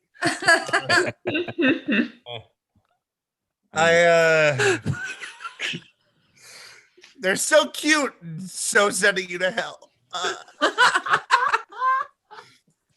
A lot of you guys know my dad passed last April. What a lot of people don't know is that he actually, like, 3 months before, beat cancer. But what happened was he just had one outpatient surgery and all the cancer was gone from his body. It hadn't spread. Just one surgery. So my dad beat cancer the same way I beat foreskin. SpaceX, Tesla, and a third company. Okay. But yeah, when I found out my dad died, like, when something like that happens, all these thoughts start rushing through your head, right? Like, good and bad, all these memories. Like, I was thinking about, like, when I was a kid and I would cry and he would say, "I'll give you something to cry about." Like, I had no idea he was threatening to fall in his bathroom. Oh. When we were cleaning out his place, I ended up finding out that he had diabetes. He never told me. And look, I get it. That's his personal medical information, but I'm his son. That's my personal medical information. Like, there's a reason doctors ask if you have a family history of diabetes and not scrapbooking. All right, bye everybody. Praise the Lord. Yeah, thank you, Adam Quaslo. I was gonna ask you, what is on your TV in the background? I want to know if that's a copywritten thing that will get me banned from every streaming platform. Please tell me. Well, you can't actually see it, so that's fine. But it is the Houston Astros versus the Los Angeles Dodgers. Yeah, this is now an illegal open mic, guys. We got it going. Yeah, it's now. Well, hang on. This is now every open mic because they haven't turned off the TV with sports on it. Yeah, Oslo, they put that warning up. All right, it is with written authorization that you can broadcast or retransmit this game. You need authorization from the national. It's okay. I have the express written consent of Major League Baseball that I can't link their ball. You have the express written consent of Major League Baseball to restream this basketball game. All right. I had to mute Kevin so we could keep the mic going. It happens Yeah. once in a while. Please welcome our next comedian. He's the commissioner of Major League Baseball, Corey Strike. Woo! Woo! Guys, as the commissioner, I'd just like to invite you all to join me in the ball pit after this. That is how we are now celebrating our fans. Yeah, guys, I am not from Chicago. I actually just recently moved to Wisconsin from Colorado. And you guys know what the biggest difference between Wisconsin and Colorado is? Colorado has a gay governor. Tony Evers is great. He's the governor up here, but he's not fabulous, you know? Like, Colorado's governor is gay and into video games. So he calls himself a gamer. Oh. Gaymer. I had to get out of there, guys. That was sign number one for me that the apocalypse was coming. And the conservatives were kind of right about it, you know? First comes gay love, then comes gay marriage, then comes the cultural acceptance of shitty self-identifiers. Like, I love gay people, actually love video games, but anyone who calls themselves a gamer should go straight to hell. That's kind of my religious belief anyway. Lots of people think that legal weed is the big difference between Colorado and Wisconsin, but honestly, it's 2020. Wisconsin is stuffed full of legal weed, and they have something better than happy herbs anyway. You know, like they got happy cows up here. Have you all ever been strung out on string cheese? Y'all ever cheesed on that cheddar? Anybody else got high cholesterol? No? Nobody out there? Just me? Some drugs are blood curdling, but after 2 months in Wisconsin, my blood is literally filled with cheese curds, guys. It's scary. It's pretty scary to me right now. It feels that way anyway. I haven't been able to see a doctor in fucking ages. I moved to Wisconsin for a job with healthcare, but I missed the enrollment period by like a week. So that was pretty devastating.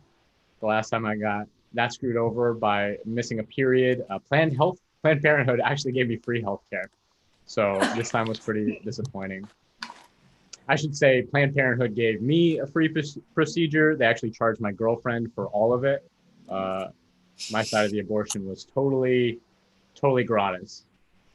I know that doesn't sound very gentlemanly, but me and my girlfriend had an arrangement. You know, I would pay for all the food. She would pay to flush it. That was just kind of how we split the bills. I did actually wonder though, like, I was broke at the time, so I couldn't have afforded a baby anyway, but it felt really good to get away scot-free on that one. Scott was what we were going to call it if it was a boy. It was going to be called Charmin Ultra if it was a girl. But then I started realizing, like, do babies who get aborted actually get a name when they get to heaven? Or does God just call them by the number on the receipts? Is that a thing? Then I started thinking, oh my God, what if my aborted baby son and my Holocaust surviving grandmother actually met up in heaven and they had the same number? Wouldn't that be so sweet? I think my grandma would be so proud. The thing with the healthcare, it hurts, but I have been getting more into religion lately for other reasons. You know, if I do end up going down with some kind of health malady, I want to be able to meet my maker and ask for a free refund. And I don't think God would take the receipt there if it's printed on New Testament paper and I get up to heaven, it's like Mas or us only, you know, that's not a good look. But I have been going to some Zoom Christian church shows recently. I was liking it a lot until one got pretty creepy. They started singing this children's songs. Jesus loves me, this I know, for the Bible tells me so. Just as a closing word here, guys, if the Bible starts talking to you, take your fucking meds. Good night. Yeah. Woo! Corey Strike. Yeah, take it, Corey Strike. Guys, come on. Corey Strike would be the most appropriate name for the commissioner of baseball. Strike. Nice. No, nobody laughed the first time I said it, and nobody's laughing when I point it out. There you go. And bowling commissioner too, or better yet, bowling commissioner.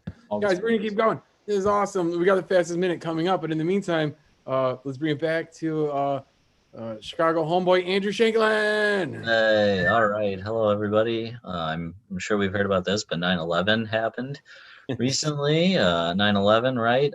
The thing everyone says, never forget, right? Here's my qualm with that is some of the people who died in 9/11 probably introverts. I'm an introvert, and personally, if I died in 9/11, I would say, hey, let's not make a big deal out of this, you know? Leave it like 3-4 years tops, then we can kind of let it go, you know? No reason to go to war over this. Okay, fine. I went to school for music. One thing I love is that there are professional trombone players. There are people who have spent 12 years in school learning to play the trombone, and then they show up at the studio and they're like, "Could you do this? Could you make it like this? Like a wah wah wah wah? Could you do that for us?" And I'm like, 30 minutes of glissandos, and that's the only time they make a living wage. I don't like the Constitution. I don't like the Constitution because I don't think it's long enough. Okay. I have a pocket copy of the Constitution. The Constitution shouldn't be the same length as the rules for Monopoly. Okay. I get that we live in a capitalist country, but I mean, come on. All right. Fine. I like whistleblowers, but I don't like the term whistleblower because I'm a teacher and it makes me think of gym teachers. And it's like, that's not how I want to think of Edward Snowden. You know, I don't want to picture some 50-year-old guy in a tracksuit that's like, all right, we got to get the government to stop spying on citizens. Everyone put your hands, WikiLeaks on 3, you know, that's not, it's not very cool. Okay. I'm very afraid that people will find my journal that I write my jokes in, and they're going to think it's an actual journal.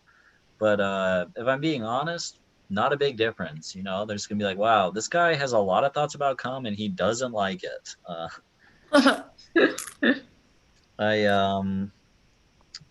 I'm a teacher in Chicago. I teach in the city, so gentrification is an important issue to me because it's lowering the enrollment at my school and very well can lead to schools being closed. But also, I live in the same neighborhood I teach, so it's kind of strange. You know, I'll be talking to parents. I'll be like, yeah, it's, you know, the neighborhood's changing, and they're like, you made our kids listen to shoegaze. Okay, I teach music. That's fine. Maybe not like that.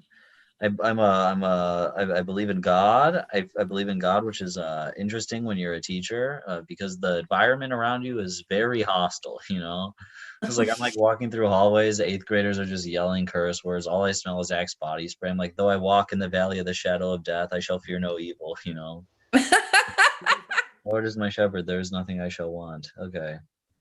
I went to college. College is good if you get exposed to, you know, things that you wouldn't normally be exposed to. And so one time I was in a you know, full philosophy of education class, and we had a guest professor, and she was you know, talking to us about queer education stuff, and she was like, this is Cockring Ken, and I was like, boy, am I getting my money's worth today. Okay. Because I wouldn't normally learn about that. All right. I don't think I really like that joke. I'll delete it off my phone now. I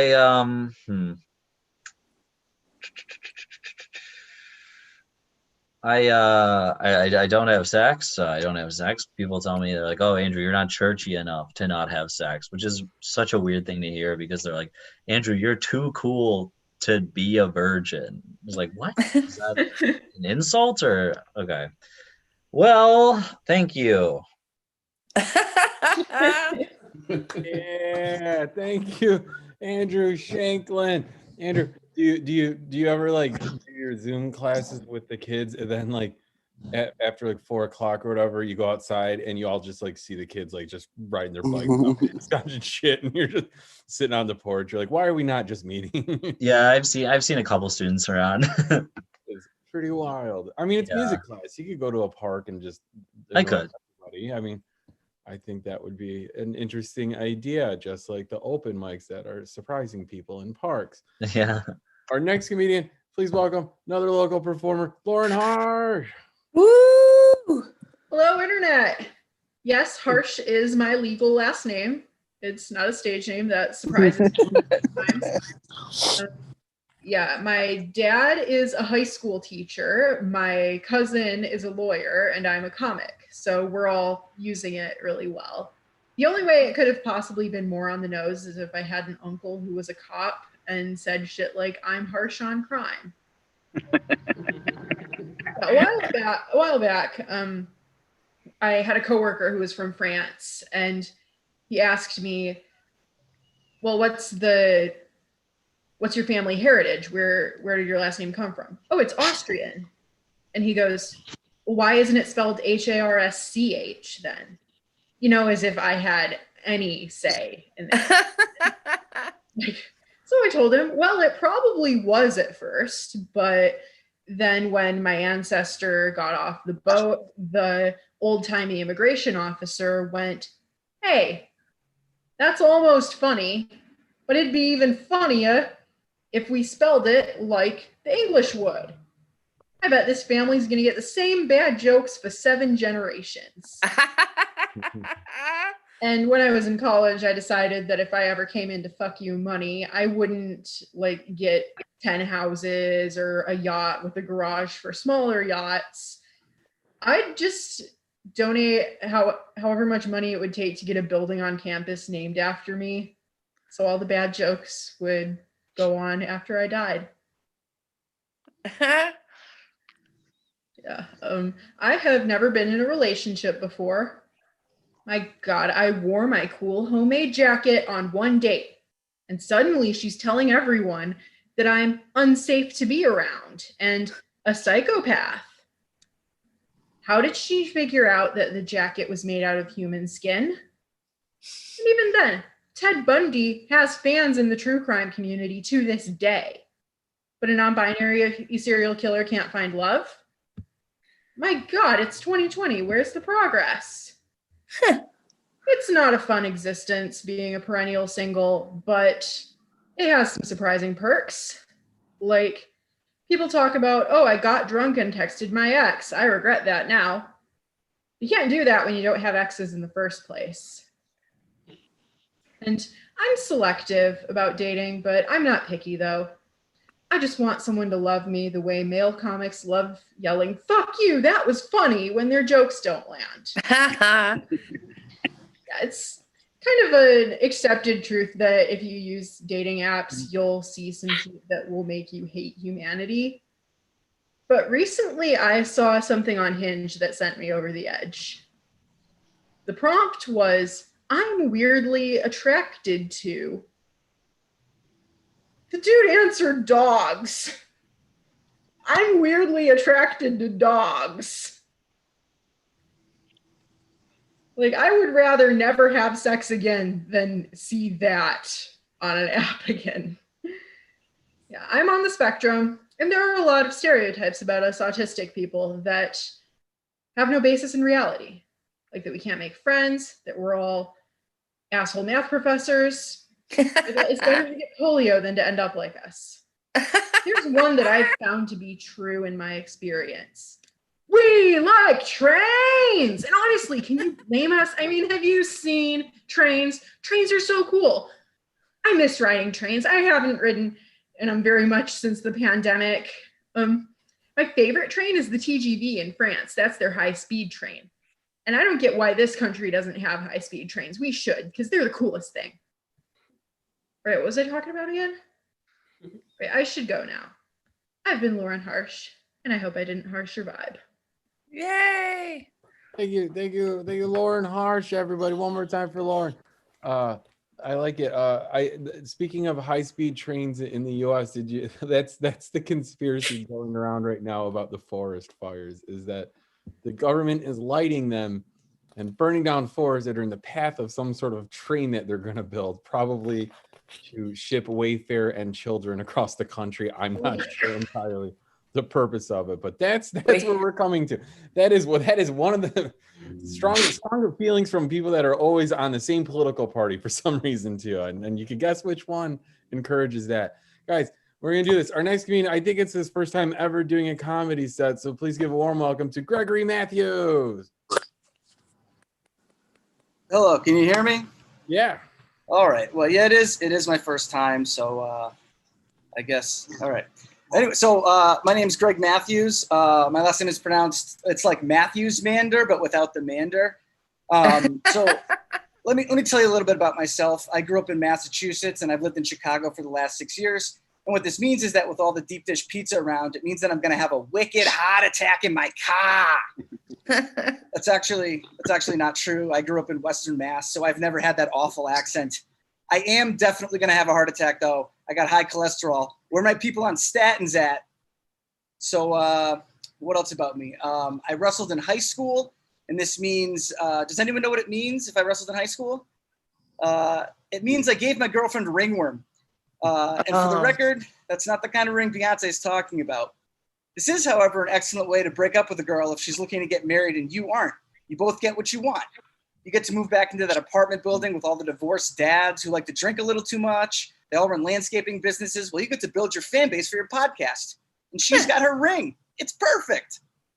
What else? Oh, what else about me? My actual job is an asshole math professor.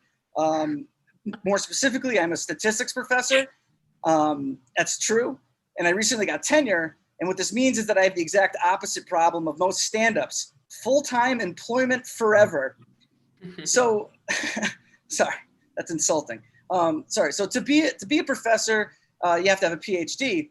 And one of the cool things about getting your PhDs is you get the title of doctor. So like my biggest dream in life is to be on a plane somewhere, and the flight attendant gets on the microphone and she's like, "Is there a doctor on the plane?" And I'm like, "You bet your goddamn ass there is." And I'll rush up to the unconscious man in first class, and his wife will have tears streaming down her face, and she'll plead with me to do something. And I'll check the man's pulse in several locations because sample size is important to me. And the old woman with tears in her eyes will say, "Please, can you tell me anything?" And I'll look her right in the eyes and I'll say, "I'm 90% sure your husband's dead." But being, I love that joke. Fuck you, that's funny.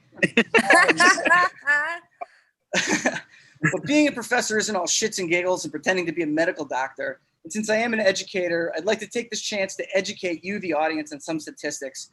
Some real statistics that I picked up in my career as an educator that you might not be aware of. This one's from the FBI. According to the FBI, 98% of people who own a metal detector also have a human body part in their fridge at home. Something to think about.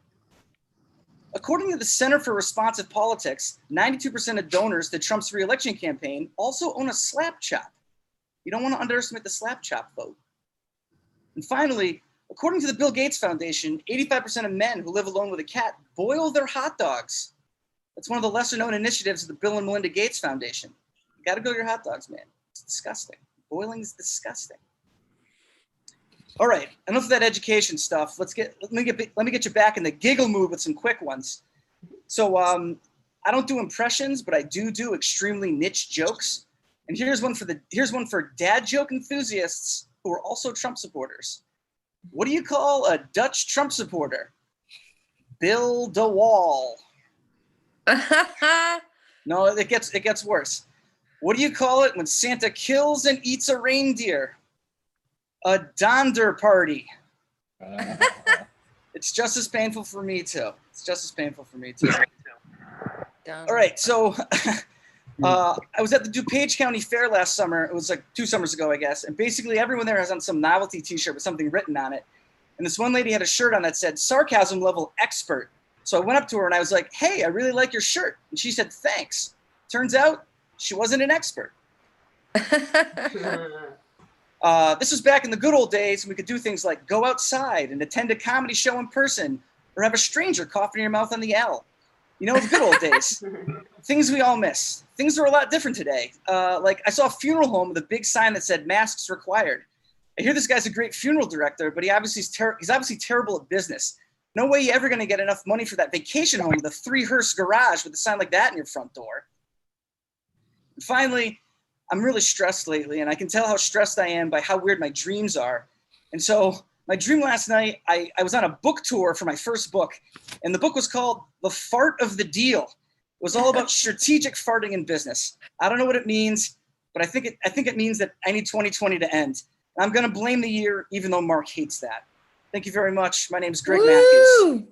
Thank you, Greg Matthews. Yeah. Good job, man. That was fun. That was good stuff. I can't wait to go back to the pre-COVID times too, because I remember it was like a week before Chicago shut down. I went to an auction in Oak Park, Illinois. And if you've ever been to a live auction, it's all very, very old people. And I had a cough. And I don't think I had COVID. I don't think people had COVID in February. Or I mean, maybe I did. I don't think I did. But I was just coughing the entire time too. It was awesome. It was. I can't wait to go back and cough around old people and not worry about killing. Right. They were probably all dead now. I mean, probably not from COVID. They were very old. It was awesome. Yeah. If you've ever been to an auction, they are just like you imagine on TV. It's a bunch of stuffy, rich, old white people, a couple Asians mixed in, and they wear their like Sunday best. It's like their church instead of actual church. It's like people with money that want to just spend it. They're just trying to spend as much money as they can. And that's what I don't know what I'm talking about anymore. I'm just looking for our next comedian on there. There he is. Guys, I'm going to do this. Please welcome our next meeting, Chris Hudson. Woo! Hey, everybody. Oh man. I'm coming live from Portland in Oregon. So I'm sure you guys have read there's a bunch of fires happening.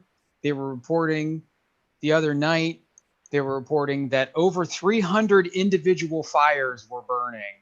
And I didn't know that people were going to do that many pronoun reveal parties at the same time. But that's what they do in the Northwest. In LA, they do the gender. In the Northwest, we do the pronoun reveals. There's a conspiracy theory already about the fires that Antifa set the fires. So I'm just holding out and waiting for when conservatives blame global warming on Antifa. I'm waiting for that news thing to come out. Global warming, Antifa is doing it. They're doing global warming. They're the reason it's happening. So we need to defeat them. Someone mentioned Santa, the holidays. I think the holiday. Who knows what's going to happen with the holidays? But wait until conservatives find out that Santa is a socialist. I can't wait. Can't wait for that. Yeah, he just gives children presents and they don't pay him money. That's not very capitalist. That sounds socialist to me. I mean, yes. Everybody's been talking about how 2020 is a rough year. Is a crazy year. Any news item sounds apocalyptic now. Just any news item. I'm just, I could see just news item like one of the world's rarest pandas was coughing blood yesterday. And that hasn't happened in 100 years. They always say 100 years. I don't get what happened. Like 100 years ago, was everything that fucked up? Like they always say this hasn't happened for 100 years. Well, 2020, it might get the pandas. We'll see what happens. There's been a lot of protests happening in Portland. We've had over 100 days of protests. Which I know people have been out there almost every night, which is really crazy. Also, I don't know, how do you go home from a protest? Like, how does that happen? Because I think it's a bad look if you're walking the other way from the protest when everybody's marching and you're marching the opposite way. I don't think there's a right way to leave, for the protest. There's another conspiracy that people are paid to protest. And oh my God, I wish that was true. I don't know how people that protest every day make money. I don't know if their landlord just accepts principals instead of money for rent. But I guess that's what's going on. Money's a bummer, right? Money's just a bummer. We've all found that out this year. What a bummer money is. It's weird how you can have less and less money, yet the craft oat milk that you drink for medical reasons still costs the same. They should make it cheaper. Jobs. People are going back to work. People are getting new jobs. I don't know how people are getting new jobs. How do you go to a job interview this year? How does that even happen? You go into the interview office and they're just like, so we see that there's a gap on your resume. Looks like between March and now, it doesn't look like there's been any activity. What happened? You know what happened to those weeks? They're going to ask you where you are in 5 years. I want to ask them, where are you guys going to be in 2 weeks? Are you guys filing a Chapter 11 right now as we speak? I'll be honest. All right, I've been Chris Hudson, guys. Thank you. Yay! Yeah, Chris Hudson. I like it. I have done a few job interviews since COVID, and I've interviewed people as well. It's pretty wild. One of the things that I've noticed is that people think that children are having a hard time with COVID with kids not in school, but I think the people that are having the hardest time with telecommuting are people with parrots. I swear to God, I've seen a man with a parrot and that thing will not shut up ever. The guy cannot even get a word in. So cool thing to have at home, but not when you're working from home. If anyone has a parrot, please show it on the camera now. I don't see any carrots. No, or parrots, not carrots. It's getting late. Our next meeting, I'm very excited to bring him up. I'm looking for him. Did he start? He's here. Oh, here we go. Chicago's very own Kevin Cullum. Hey, Woo! everybody. Oh, God. Oh, gee, golly whiz. We're all here. So recently in quarantine, like a lot of you start to realize something about yourself because you're so isolated. You're the only human being that you see most of the time. So you get to see some things about yourself that you don't like. Like me, I don't physically like my head. It is far too big. I don't have hair on it, so it's much more noticeable. My head is big, not in like I have a big opinion of myself. Like it's physically too big. Like there's an ass back here. It comes to a point. Why? I don't know. I'm finding lumps and dents in it. My head has dents in it like a used car that shouldn't be sold. You know what I mean? Like there's too much that's been through too much. Like my head has that. Like it's too damaged to be bald, but then it's just bald, you know? I was told as a kid that my head was physically too big when I was born. My mom said, "Oh, you were so big. The nurses worried about you.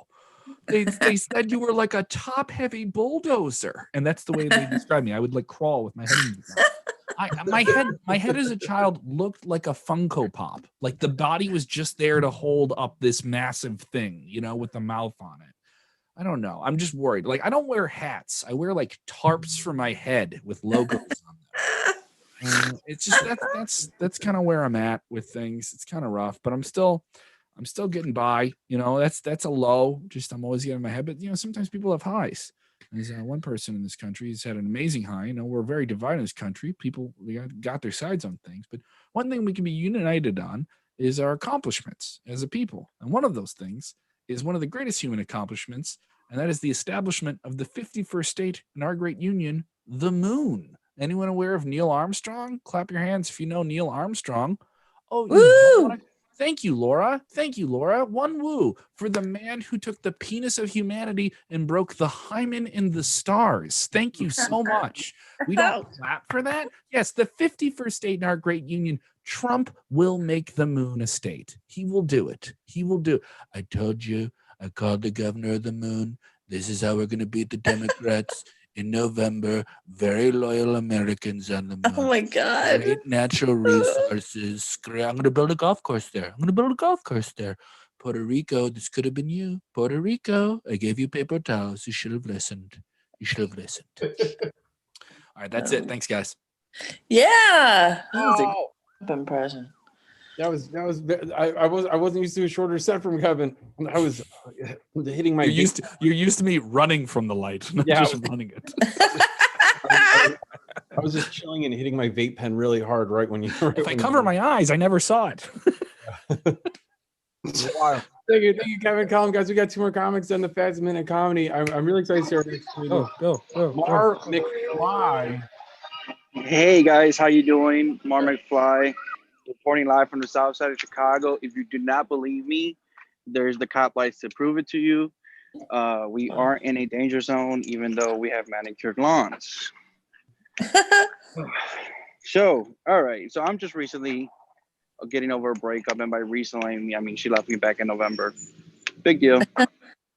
According to 2020's timeline, that's like last week, right? But the thing that I love about it is, the whole time I was with my girlfriend, she was basically getting me prepared for the pandemic.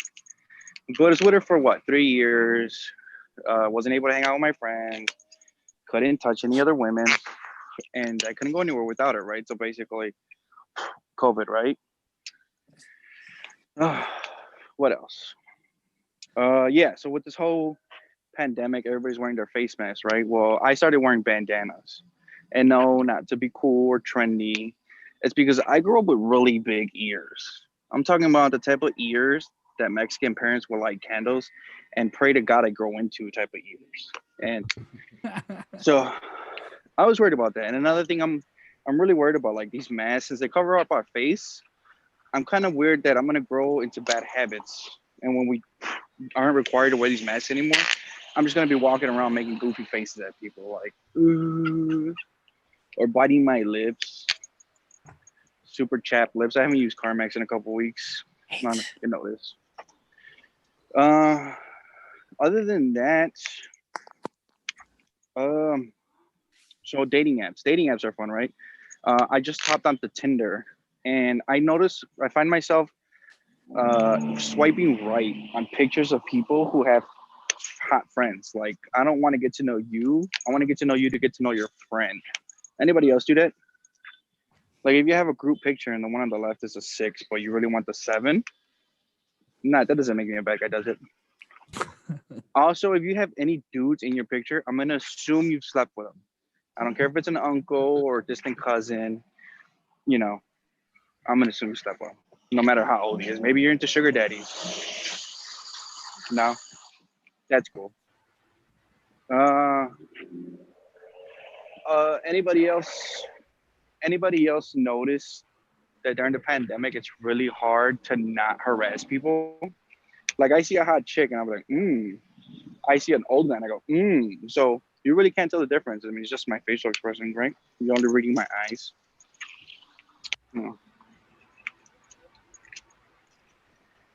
Sorry. I don't know if that's my time. Is that my time? Yeah, 1 minute. All right. So for my last minute, I'm gonna close on a banger.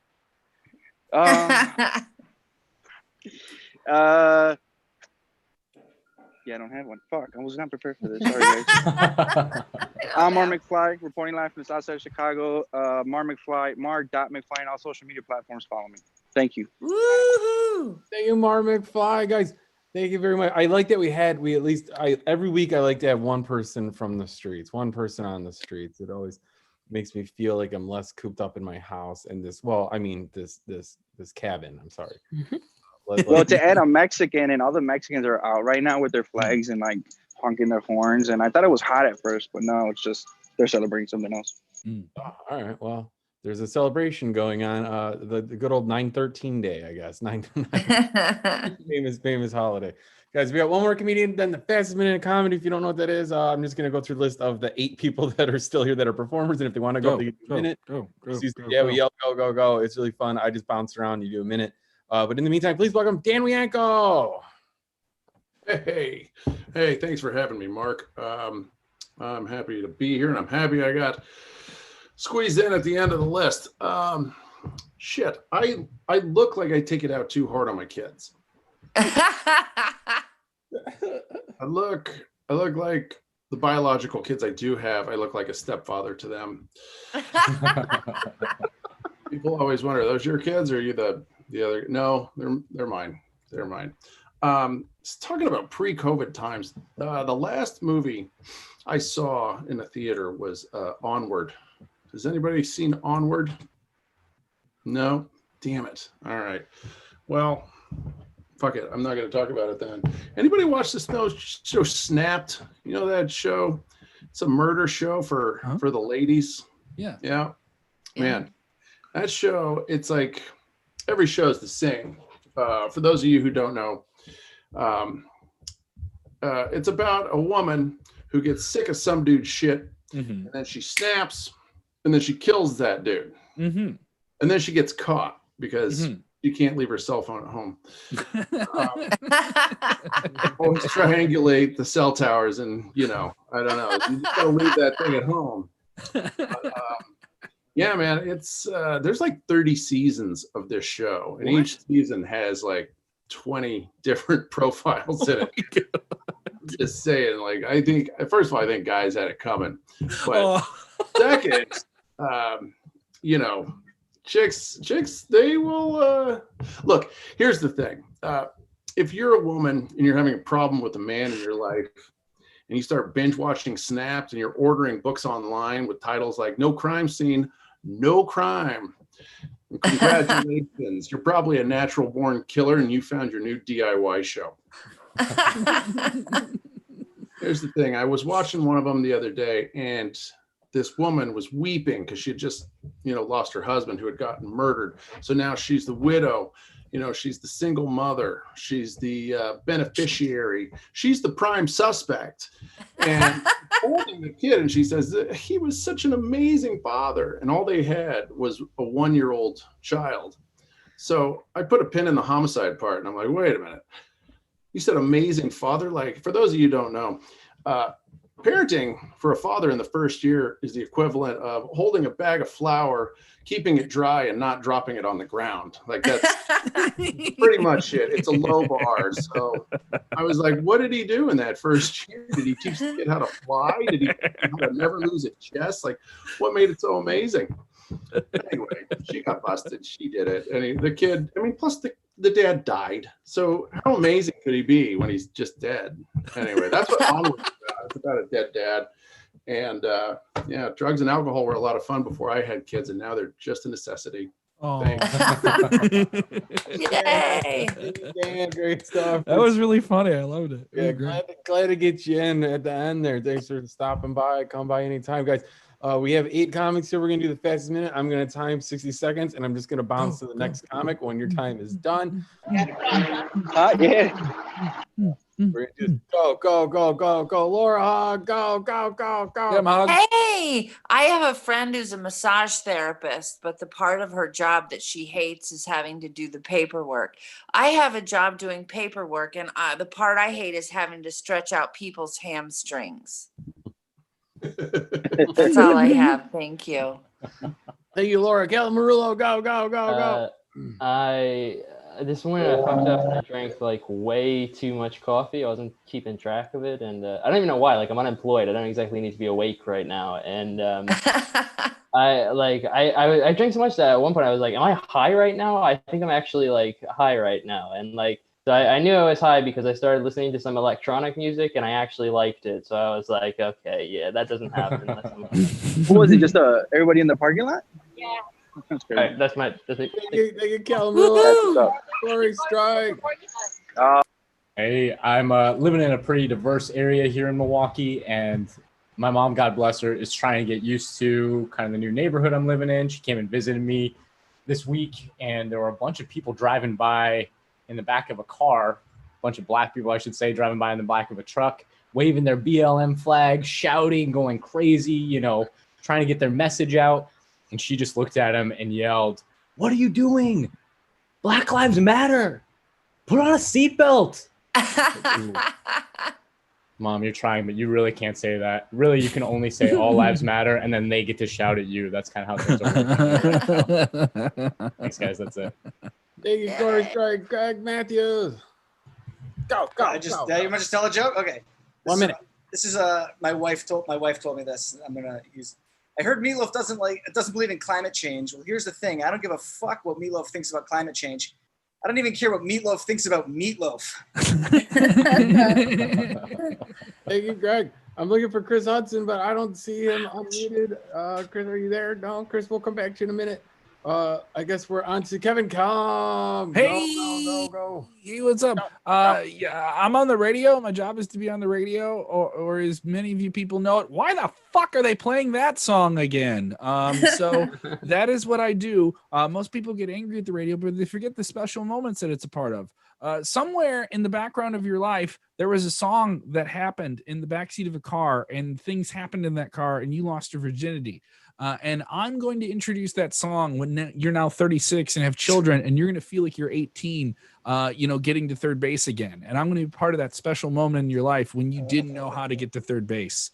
And now you have what comes after you hit the home run.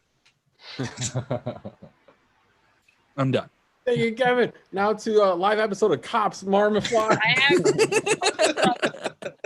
Live PD, it's not canceled. Trying to There you go. Oh, I'm mute. Reporting live from the streets.